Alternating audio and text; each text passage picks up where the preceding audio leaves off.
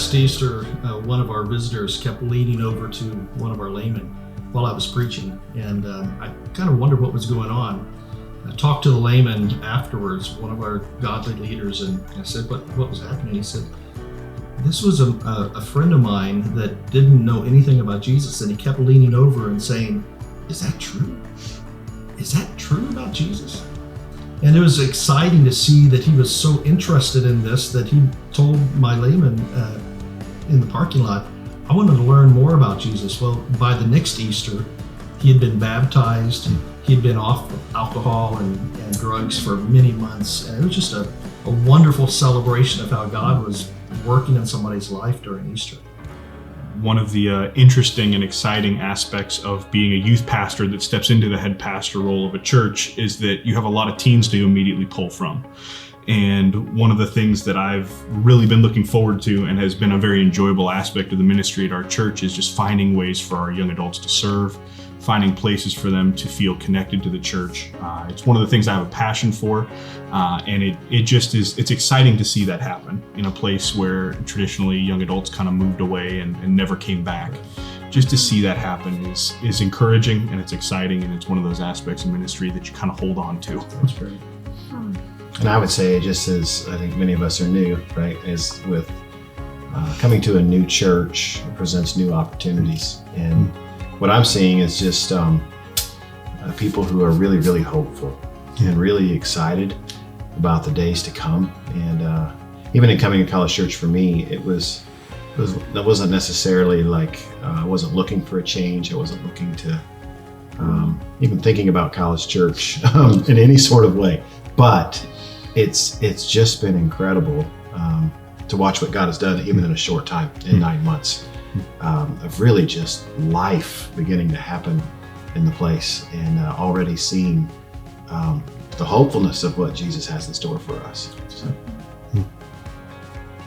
The Fresh movement, I believe, for us at Total Life Church is a new movement. One day I was talking to the Lord, and he said, Jenny, I want you to have a supper Sunday. I said, a supper Sunday? I don't even talk like that. I say dinner, supper, Lord. And the week that we made flyers, something miraculous happens. Our first supper Sunday, our attendance doubled.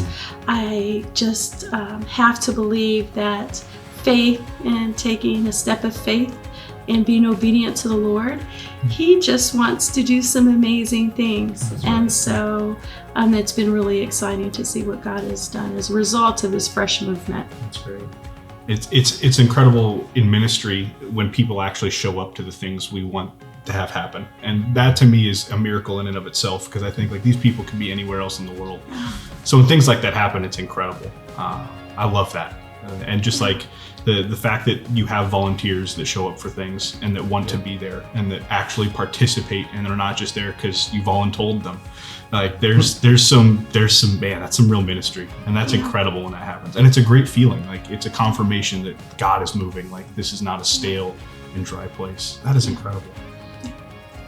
I would say one of the marvelous things that I've been able to witness at College Church is it was probably 4 weeks before Easter. I was able to sit with an individual at Chick-fil-A and just listen to him describe his life in a way in which he was hungry for something new.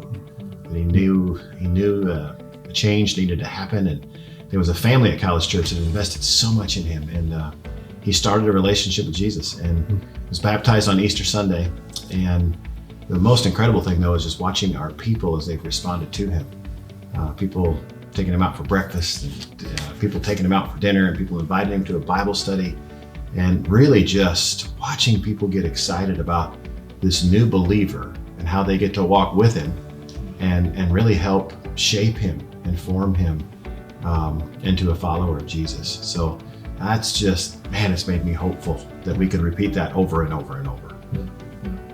One of my passions is to teach people how to study the Bible for themselves instead of just go listen to somebody else.